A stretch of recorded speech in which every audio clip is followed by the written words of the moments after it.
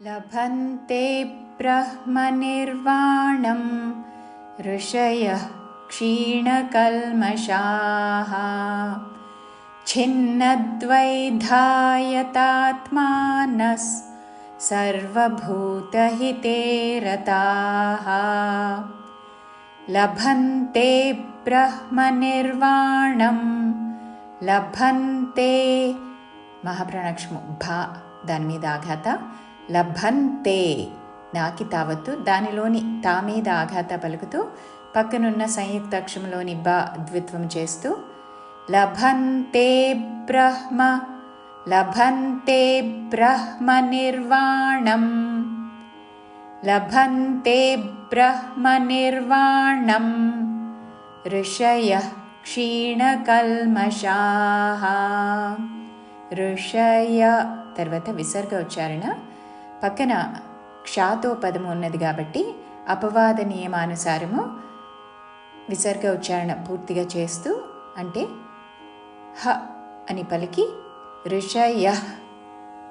తర్వాత క్షీణకల్మషాః క్షీణకల్మషాః ఋషయః క్షీణకల్మషాః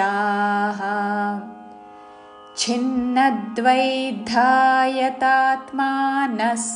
మహాప్రాణాక్షరము ఛి ఛిన్నద్వై నాకి నావత్తు దాని మీద ఆఘాత చిన్నద్వై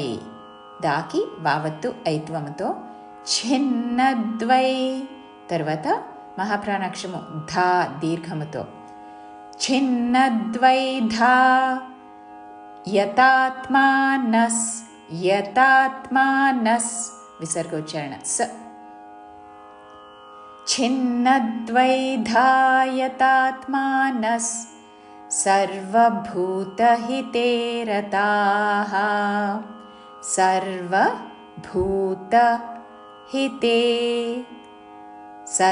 सर्वभूतहिते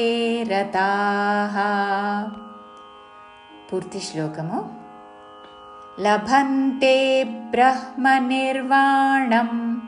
ఋషయః క్షీణకల్మషాః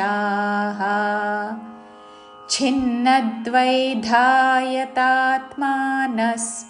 सर्वभूतहिते रताः।